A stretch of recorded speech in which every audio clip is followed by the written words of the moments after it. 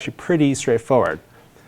So what we did was we generated the Rails app, a new Rails app, just Rails new Upworthy. And then we stuck the Padrino app inside lib, so lib/Upworthy. And then we mounted that in using routes.rb, just like you normally know how to use routes.rb.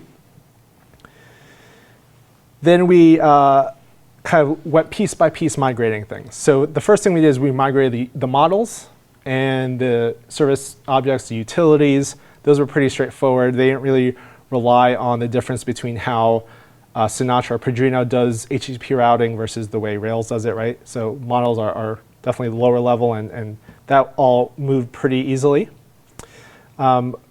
With Padrino, we were kind of rolling our own asset pipeline using Jamit. But instead, now that we were on Rails, we just went and did the Rails asset pipeline. After that, we migrated the front end, so the public Upworthy site, just using the standard views and controllers that Rails, everyone knows and loves from Rails. And then the last thing we did was we migrated the backend, the CMS stuff. So before the backend was this Padrino app, this Padrino admin area that gave us a bunch of stuff for free, even though it didn't look very good. And then with Rails, now we actually didn't use Rails admin. We just built our own custom CMS area, essentially, using Bootstrap and using standard Rails controllers.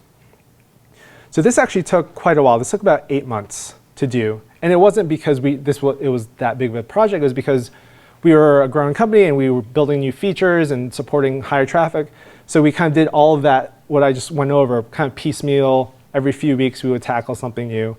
And because it was still all Ruby, it was a bit weird to have things in different places in the code base, but we made it work.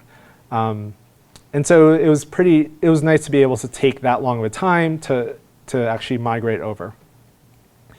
So at this point, we were a Rails monolith, right? A monolithic Rails app, a monorail, as it's sometimes called. And we, for most of 2013, we tried to do things the Rails way as much as possible.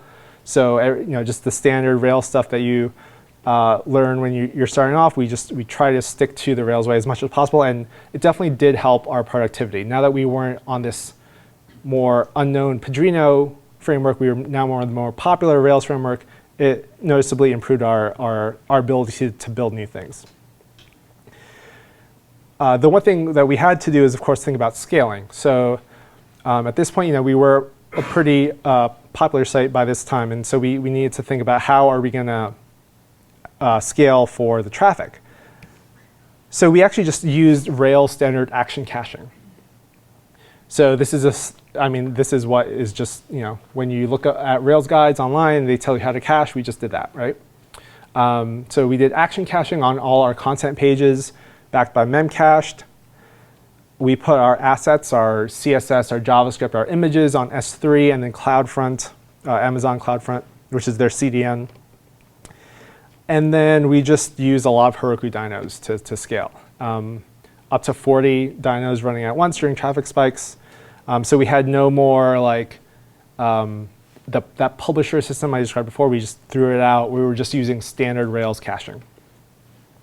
So this kind of worked, but we kind of knew we needed some help, because when we had traffic spikes and we had this single Rails app, if the database started getting overloaded, or if just the dynos, the Heroku dynos, would just be taken up by all these requests from the outside world, our writers, our curators couldn't get into the backend system to actually do their work.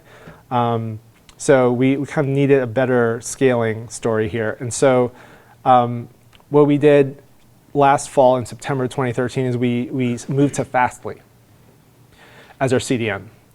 So Fastly is really cool. Who here has heard of Fastly? So Fastly is a CDN. It's like Akamai or Amazon CloudFront, where you distribute your assets to this global network of servers all around the world. There's many of them, dozens of them, and the idea is they serve your traffic much faster because they're physically located nearby the people your user base. So Fastly in particular is really just hosted Varnish. So Varnish is a very popular caching server, very robust, and Fastly is just hosted Varnish. So we moved not only our CSS and JavaScript and images to Fastly, we also moved our HTML. So that was a really kind of big difference, right? So when people requested upworthy.com for the website, they would actually not hit our Rails app. They wouldn't hit our Rails app on Heroku. They would just hit Fastly. So we actually turned off Rails action caching at this time because we didn't need it. And then we just set the cache headers for our HTML pages as appropriate for Fastly. And then we actually didn't need all those Heroku dynos anymore because now the public HTML pages were being served from Fastly and not from our Rails app. So we only needed things for AJAX requests. So this was actually a huge win for us. So if you're experiencing pain, definitely think about using Fastly. It was definitely noticeable for us on mobile. So our page perceived page load time on mobile devices went way down. And that was because, of course, with 3G networks or even 4G networks that just aren't that fast, it's just so much more efficient to have your site living very close physically, your HTML living physically close to where your users actually are. And since we implemented this back in November or so, and we've had literally zero downtime on our public site since using Fastly, because essentially our whole public HTML, our whole public site, whenever anyone in the world visits upworthy.com or any content page on upworthy.com, it's served from Fastly, and because it's a robust CDN, it just has never been down. Like we just haven't gone down. So there were some pain points with the Rails monorail. So there was still one Rails app, and even though we had Fastly to alleviate like so much burden, there was still burden based on some AJAX requests we had. So the AJAX to serve the recommended content in the sidebar, or the AJAX to serve our A/B tests that we run on the site, that was still getting hammered pretty heavily when we had high traffic spikes. Oh, and those traffic spikes could render the backend unusable. And it was just, at this point, we just had a lot of code, and there were God objects that were starting to appear because it was a large Rails app. So then we decided to do the breakup. So we decided to split up our Rails monolith into many apps, or n number of apps.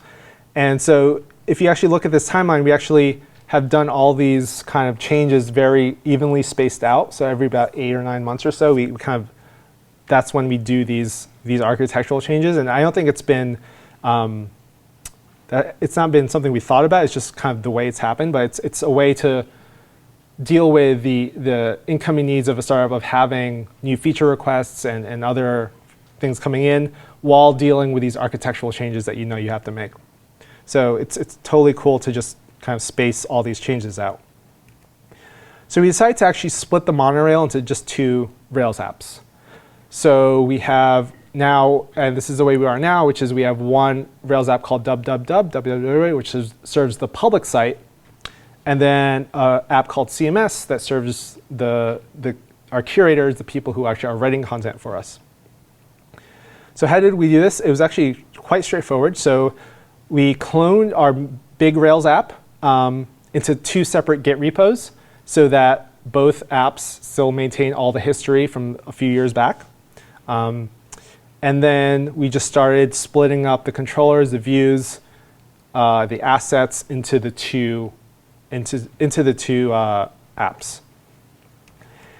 And what we then did is we deployed each new Rails app to its own Heroku application. So there was like the old Upworthy Heroku application running, and then we created 2 new Heroku applications.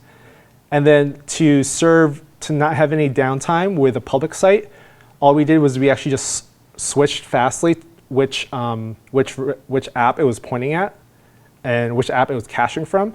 And so there was no downtime for the public. So they just thought it was just the same upwardly they've always been at, even though we actually just switched the backend apps from behind. And that was actually something that we didn't realize would be a benefit, but it was definitely a benefit with Fastly and having a CDN there. And then we started to dedupe the code between the two apps. We created this core gem, which is mostly models and service objects to keep code dry. And now, Heroku-wise, we have, so our CMS runs on just 2 dynos because only a few dozen people ever access it per day. And then the www app, the public site, runs on 2 performance dynos, which are Heroku's new dynos that are for serving larger applications. They're essentially larger Amazon instances, and usually when you have a Heroku dyno, you share